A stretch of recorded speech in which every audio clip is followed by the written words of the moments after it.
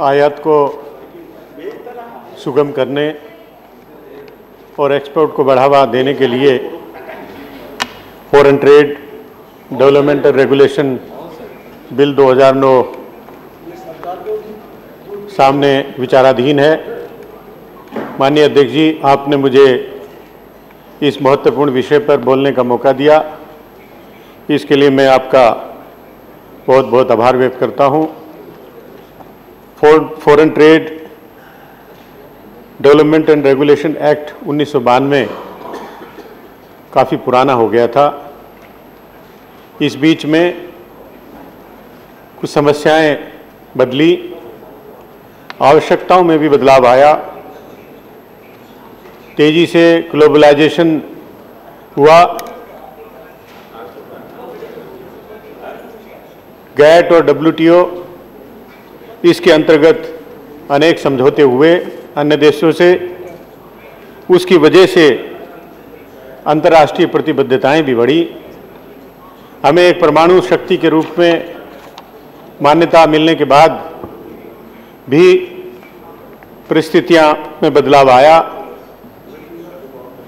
और जब परिस्थितियां बदली हैं तो कानून में भी बदलाव लाना अनिवार्य होता है और इसीलिए ये बिल हमारे सामने है। नवंबर 2002 में इसे राज्यसभा में प्रस्तुत किया गया था। वहाँ पर स्टैंडिंग कमेटी को अध्ययन हेतु, अपनी संस्तुति देने हेतु भेज दिया गया। वहाँ से आने के बाद राज्यसभा में पास हुआ। गहन विचार विमर्श करने के बाद और पास होने के बाद ये हमारे पास आया है। अनेक महत्वपूर्ण बिंदु हैं जिसमें एक्ट में संशोधन प्रस्तावित किए गए हैं। माननीय मंत्री जी ने अपने सूक्ष्म भाषण में बहुत विस्तार से उन सब के बारे में सदन को अवगत कराया। मैं उनका बहुत आभार व्यक्त करता हूं। इस बिल के माध्यम से इंपोर्ट एक्सपोर्ट को सरल बनाने का प्राविधान तो है ही है और उसके साथ साथ लाइसेंस की आवश्यकता को भी समाप्त किया गया है। इसके माध्यम से एक्सपोर्टर और इंपोर्टर को एक कोड नंबर दिया जाएगा और इस बिल के अंतर्गत जो प्रतिबंधित वस्तुएं हैं, टेक्नोलॉजी है, सर्विसेज हैं, उसको छोड़कर बाकी किसी भी वस्तु को, सर्विसेज को, टेक्नोलॉजी को बाहर भेजने के लिए लाइसेंस की आवश्यकता नहीं है। कोई प्रतिबंध नहीं है। किसी भी चीज़ को बाहर भेजा जा सकता है, किसी चीज़ को भी आयात किया जा सकता है बाहर से। अब तक 1992 के एक्ट में सिर्फ गुड्स के एक्सपोर्ट और इंपोर्ट का प्राविधान है। इसमें बिल के माध्यम से इसका विस्तार किया गया है, प्रस्तावित है और इसमें गुड्स एंड सर्विसेज को भी इंक्लूड किया गया है। ये बहुत महत्वपूर्ण है क्योंकि अब जैसे हमारे पूर्व वक्ताओं ने बताया, गुड्स एंड सर्विसेज का शेयर GDP में बहुत महत्वपूर्ण है और जब एक्सपोर्ट और इंपोर्ट की जो सुविधाएं, अगर भारत सरकार की सुविधाओं का लाभ लेना चाहते हैं तो इसके अंतर्गत गुड्स एंड सर्विसेज को भी इंक्लूड किया गया है। इस बिल के माध्यम से आयात निर्यात में जो क्वांटिटेटिव रिस्ट्रिक्शन लगाया गया है वो भी अत्यंत महत्वपूर्ण है और ये बहुत आवश्यक है। जब बाजार खुला है, जब फ्री ट्रेड है, ग्लोबलाइजेशन का समय है, बाहर से हर चीज़ आ सकती है, हर चीज़ को बाहर भेजा जा सकता है, तो ऐसी परिस्थितियां अवश्य आती हैं और आई है पीछे विशेष रूप से चीन की तरफ से कि यहाँ पर अपने यहाँ पर उनके उत्पादन कॉस्ट, जो प्रोडक्शन कॉस्ट है और जो वहाँ बेचते हैं उससे भी कम दाम में हिंदुस्तान में माल ले आते हैं। चीन के अलावा और भी जगह के दृष्टांत आए हैं, लेकिन इसमें भी एक सावधानी बरतने का प्राविधान किया गया है कि उस वस्तु पर जिस पर प्रतिबंध लगाने का प्रस्ताव है वो उनके टोटल इंपोर्ट का 3% से कम नहीं हो। अगर 3% से कम है तो हम प्रतिबंध नहीं लगा सकते। और कई देशों का समूह में इस तरह के रिस्ट्रिक्शन अगर 9% से कम है तो भी हम रिस्ट्रिक्शन नहीं लगा सकते।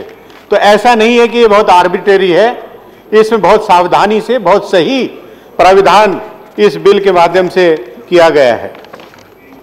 और ये आवश्यक इसलिए भी है, अगर हिंदुस्तान के उद्योगों को नुकसान पहुंचाने के लिए कोई देश उतारू हो जाता है तो उस पर अंकुश लगाना भी अनिवार्य है, और उसी उद्देश्य से लेकर ये क्वांटिटिव रिस्ट्रिक्शन लगाई गई है।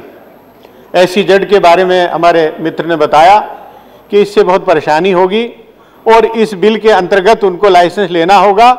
तो मैं समझता हूं कि ये अगर इसको सही ढंग से पढ़ा जाए, इसमें स्पष्ट लिखा हुआ है कि SEZ में से एक्सपोर्ट और इंपोर्ट के लिए, गुड्स एंड सर्विसेज टेक्नोलॉजी के लिए SEZ एक्ट 2005 के अंतर्गत ही होता रहेगा।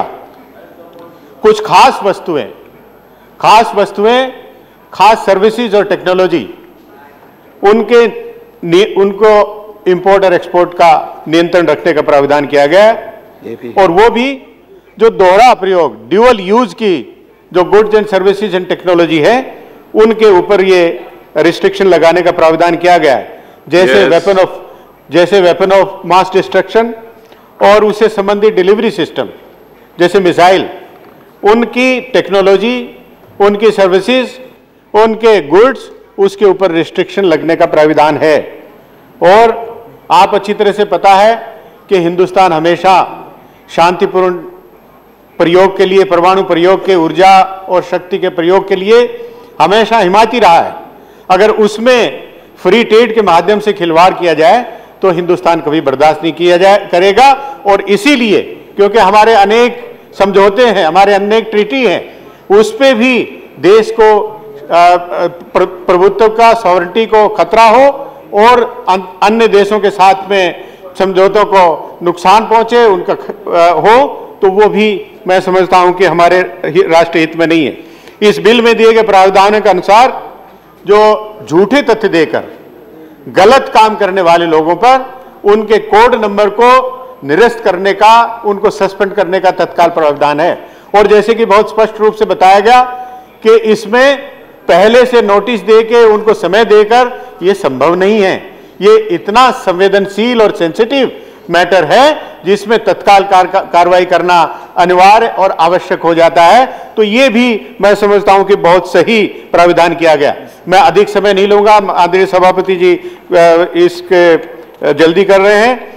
मैं माननीय मंत्री जी को बहुत बधाई देना चाहूंगा कि अंतर्राष्ट्रीय मंदी के बावजूद, ग्लोबल रिसेशन के बावजूद हमने अपनी अर्थव्यवस्था को स्थिर रखा है। हमने एक्सपोर्ट और इंपोर्ट को बहुत स्थिर रखा है। पिछले वर्ष जो ग्लोबल रिसेशन को कम करने के बावजूद एक्सपोर्ट में 4.7% की कमी आई है, गिरावट आई है।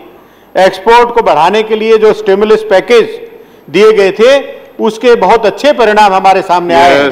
और उसी की बदौलत इसी वर्ष के माह अप्रैल में 36% की वृद्धि हुई है एक्सपोर्ट में, और मई और जून के महीने में 35% और 30% की वृद्धि हुई है पिछले वर्ष के मुकाबले। तो ये वाकई बहुत, माननीय मंत्री जी बहुत बधाई के पात्र हैं। बस 1 मिनट में और लूंगा।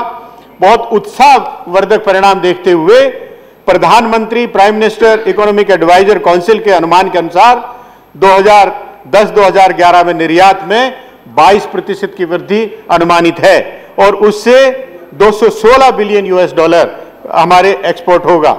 जबकि वाणिज्य और उद्योग मंत्रालय के द्वारा $200 बिलियन का ही अनुमान लगाया गया था। अगले वर्ष ये prime ministers economic advisory council के अनुमान के अनुसार अगले वर्ष $254 बिलियन का अनुमान है। 5 वर्षों के दौरान में निरंतर निर्यात में वृद्धि हुई है। हमारे आदरणीय रघुवंश प्रसाद जी पूछ रहे थे कि हमारा शेयर क्या है ट्रेड में, तो मैं बताना चाहूंगा कि हमारा share in global merchandise trade में पहले 2003-04 में 0.83% था, वो बढ़कर 1.45% हो गया। Yes, please take your seat. Share in global commercial services में 1.4% था, 2.8% हो गया। और share in goods and services में 0.92% 2003-2004 में था, वो बढ़कर 1.64% हो गया है। और माननीय मंत्री जी ने यह घोषणा की है कि 2014 में देश में जितना एक्सपोर्ट हो रहा है आज के स्तर पर, वो डबल हो जाएगा, दुगना हो जाएगा। मेरा पूरा विश्वास है यूपीए सरकार की नीतियां, अच्छी नीतियों के कारण, माननीय वाणिज्य मंत्री जी के नेतृत्व में अंतर्राष्ट्रीय व्यापार में ऐतिहासिक वृद्धि होगी। थैंक यू विनय जी। क्योंकि आयात निर्यात में जो कठिनाइयां थी, इस बिल के माध्यम से उसका समाधान हो रहा है। मैं इस सदन के माध्यम से इस ऐतिहासिक बिल को सर्वसम्मति से पास करने की अपील करता हूं और इसका समर्थन करता हूं। धन्यवाद। Thank you. Honourable members, we have exceeded the time allotted for this bill, but I am allowing 3 more members, take only 3 minutes each.